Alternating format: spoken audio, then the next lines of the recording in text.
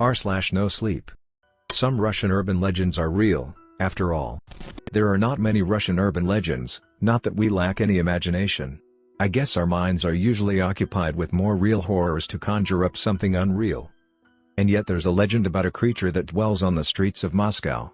A thing that can only be met during the dead of the night and at first can be confused for a street light or a tree, mostly due to how unusually long its limbs are. On the internet, it is known as Palachnik, or Stickman in English. Don't be fooled, despite having such a dull and uninspiring name, I think it is one of the most horrific urban legends because unlike other myths this one is very much real. And I'm not saying it because I'm easily influenced by some scary internet stories. I have seen with it my very own eyes 10 years ago, long before other mentions of it started showing up on the web. Back then I was only 15 and was still attending school.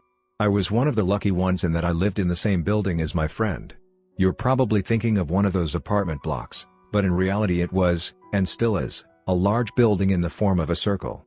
As far as I know, it's the only one of that kind in the whole country. There was a large yard with playground, pedestrian walks and garages in the middle. He lived across the yard and our windows overlooked it, so sometimes during the evening we'd pull out our laser pointers and play a game where we'd try to hit each other in the eye. The laser pointers were not powerful enough to create a beam that would cross that distance without dissipating, but we still liked to pretend that our game mattered. And of course, we would often visit each other to play games on our old Pentiums, with one of us watching the other one play, hoping that he would fail soon and it would be time to switch places at the desk. One spring evening I was watching some movie when my phone vibrated. Almost instinctively I knew it was him. We'd get in touch every day and on that particular evening he was still to reach out to me. I turned out to be correct. I had one new SMS message from him. I expected him to invite me over or suggest we play Counter-Strike, but his message caught me off guard. "Dude, look out the window. Right now." Confused, I did what he asked me to do. I could make out his faint silhouette in a familiar window across the street. I thought I saw him moving, waving his hands, but I couldn't make out what exactly he was trying to do. The phone vibrated again. "Below. In the yard. Do you see it?" I looked down, but I didn't anything worthy of attention. What was all the fuss about? "What? I don't see anything," I messaged him back. 30 seconds later, his reply arrived. "There, by the garages. Do you see him?" This time I was determined to see what got him so worked up, so I squinted and started looking. The streetlights were already on, illuminating the street below with their unwashed yellow light bulbs, so I didn't see him immediately. Streetlights, garages, trees. The unfamiliar shape caught my eye. Looking out that window since my birth I knew every inch down below, so something new would not escape my gaze even with the lights being so dim. I'm sure my friend noticed him due to precisely the same reason. He was easy to miss, his long limbs and extremely thin stature making him look almost like a pole. Only, it couldn't be a man, could it? I looked at the tree next to him to get the reference. There was no mistake, the mysterious figure was at the very least 3 meters tall. "I see it." "Dude, what is it?" I asked, my imagination already going wild. While the childhood side of me wanted to be something creepy so that I could brag about it in school the next day, deep inside I knew that it couldn't be something alive. In my mind, it was most likely some weird installation and my mind was playing tricks on me, telling me that it was something humanoid. The message that arrived 30 seconds ago wiped the smile from my face. "I don't know, man, but you should see it walking." I looked out the window again. The figure was still there. Was my friend messing with me? The figure was in a slightly different position than before. "Did you see it move?" a new message asked me. "No, it didn't," I wrote back. Then I saw it move.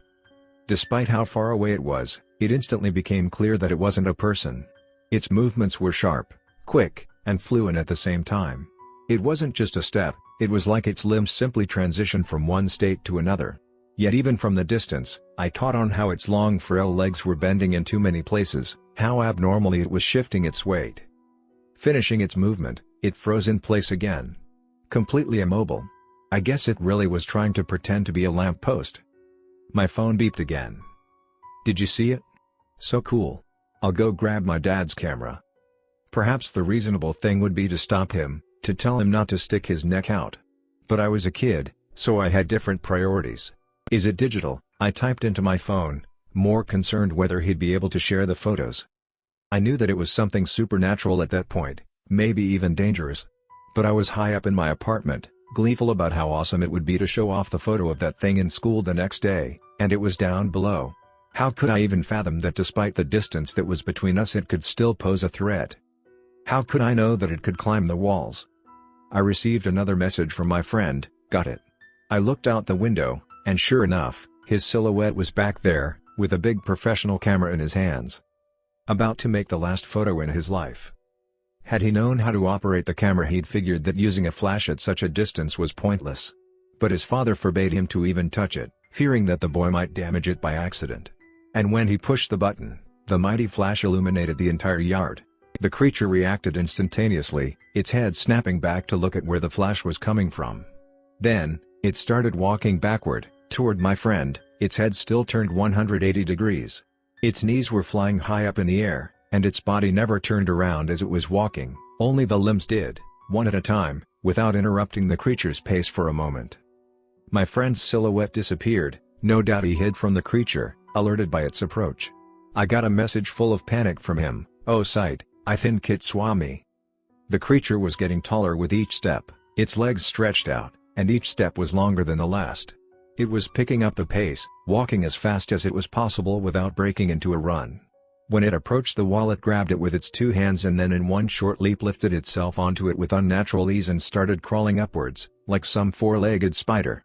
It seemed like gravity didn't bother it in the slightest.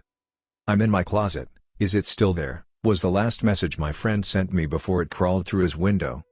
I could only see its shadows as it started quickly moving inside his room. I didn't know what it was doing to him. To this day, nobody does. I only know that by the time it was finished my friend was gone. I remember suddenly recognizing its silhouette in the square of his window. I could clearly see it pick something up from the floor. Then, it turned its head in my direction, and I fell to the floor, hiding from its sight. "It's got his phone," I thought in panic. Surely, it couldn't know how to use it, right? It couldn't see that my friend was discussing seeing it with someone? But when I carefully peeked out, the creature wasn't in my friend's room anymore. It was already striding in my direction. The creature gained an unsightly bloated sack under its stomach that was shaking when it was moving. I fell to my knees and quickly crawled out of my room, locking myself in the bathroom. In my panic, I didn't think to call my parents, who were sitting in another room, watching some sitcom. I simply couldn't see how they could help in that situation. I spent there a good hour before my father decided to check up on me and, upon entering my room, started angrily demanding that I come out of the bathroom and clear the mess in my room.